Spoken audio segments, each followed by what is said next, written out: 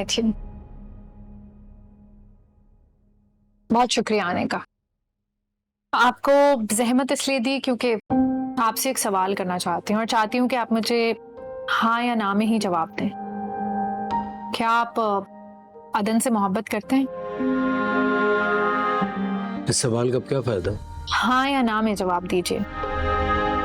उस दिन से जब मैंने पहली बार इस बेकरी में कदम रखा था, अदन बहुत खूबसूरत लग रही थी। वैसे वो तो हर रंग में ही खूबसूरत लगती है। अदन ने उस दिन हरे रंग के कपड़े पहने हुए थे।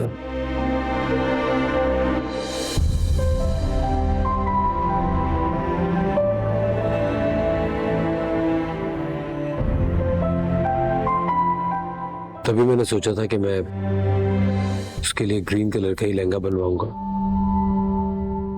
और अपनी शादी के दिन उसे ग्रीन कलर के ही कपड़ों में देखूंगा। लेकिन मैं मम्मी की वजह से कुछ कह नहीं पाया और अदन जैद को पसंद आ गई। तो आपने अपने जज्बात का गला घोट दिया और जैद के चले जाने के बाद? जैद के जाने के बाद अदन की तबीयत बहुत खराब हो गई और फिर प्रोफेसर आ गया और अदन ने हाँ कर दी। मेरी किस्मत की लकीरों में शायद अदन का नाम नहीं है, इसलिए मैंने गुस्से में आके अपनी और मावरा की शादी के लिए हाँ कर दी। ये क्या किया आपने? मैं गुस्से में था। अदन प्रोफेसर के लिए क्यों मान गई? अदन ने हाँ इसलिए की क्योंकि दादी बहुत रो रही थी और उसके पास ना करने की कोई खास वजह भी नहीं बनती थी। आपने भी कौन सा इजहार किया उससे? फायदा नहीं है। मेरी मेहंदी आज। निकाह के अल्फाज ही वो अल्फाज होते हैं जो एक दूसरे से दो लोगों को जोड़ते हैं। उससे पहले की तो जो भी रस्में होती हैं दुनियावी होती हैं। आप जाइए अपनी मेहंदी एंजॉय कीजिए, मैं अदन के पास जाती हूँ। सुनो, तुम मेरी मदद क्यों कर रही हो? बहुत लंबी कहानी है, किसी दिन फुर्सत से बताऊंगी।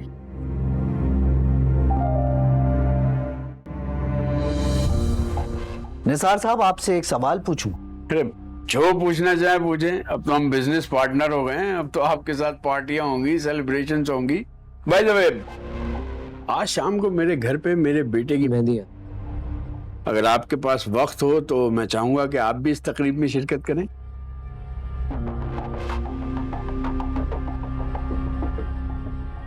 मेहंदी है निसार साहब के बेटे की, आएंगे?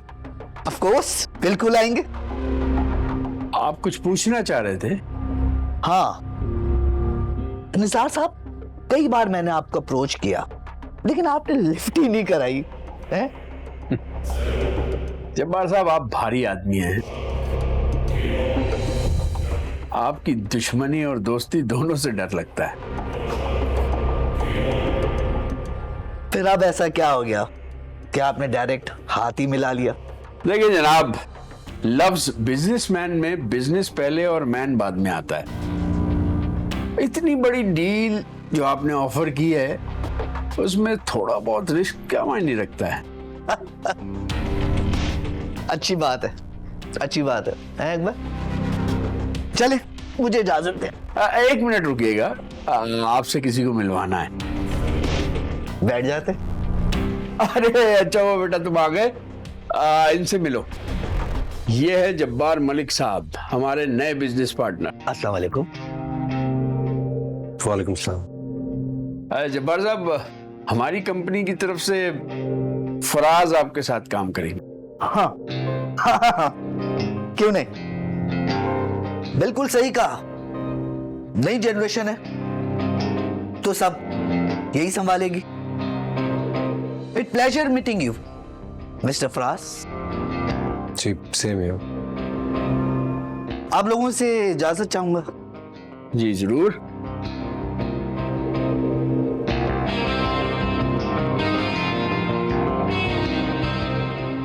डैडी कौन लोग थे और यहाँ क्यों आए, ये मुझे ठीक नहीं लग रहे। बेटा ये बड़े बदमाश लोग हैं और शरीफ लोगों से इतनी बड़ी डील्स नहीं मिल सकती।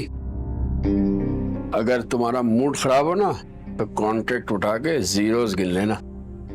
चलता हूँ, मेरी मीटिंग है।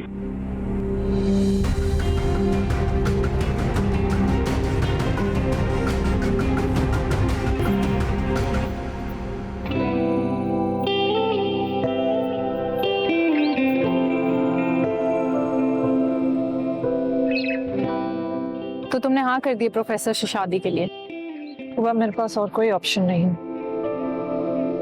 अदन, दादी ने तुम्हें शादी करने का कहा था। किससे शादी करनी है ये थोड़ी कहा था। प्रोफेसर ने मेरी हर बात मान ली है। वो जानते हैं कि मैं जैद को कभी नहीं भुला पाऊंगी। उन्होंने मेरी हर शर्त अपना ली है, फिर मुझे उन्हीं से शादी करनी होगी ना। कोई भी शौहर अपनी बीवी के साबका शौहर की यादों को कभी कबूल नहीं करता। ये एक तलवार तुम लोग के रिलेशनशिप पे लटकी रहेगी और इससे तुम्हारा रिलेशनशिप खत्म हो जाएगा एक दिन। तुमने तो ये अपनी आंखों के सामने अपनी माँ को सारी जिंदगी देखा है, तुम कैसे भूल सकती हो? तुम्हें किसी ऐसे इंसान से शादी करनी चाहिए जो जैद की यादों को उतना ही कीमती समझे जितना तुम। ऐसा कोई शख्स नहीं है। ऐसा एक शख्स है, फराज। सुबह तुम्हें क्या हो गया है? तुम्हें अंदाजा है तुम कह क्या रही हो? मैं बिल्कुल ठीक कह रही हूँ।